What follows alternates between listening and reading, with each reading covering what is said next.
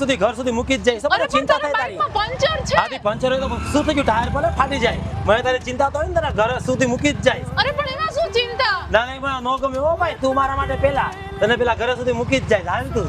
અરે પણ હવે તો મારું ઘર આવી ગયું હવે તો જા અરે ના હું છેક સુધી આવીશ એમ નો થાય હાલ પહોંચી ગયો હવે તો જા બાય એટલે ના સેમુ ભાઈ તો જે ઉપર ઘરમાં પહોંચી જાય પછી મને ફોન કર પછી જ હું જઈશ અરે પણ જાઉં છું બાય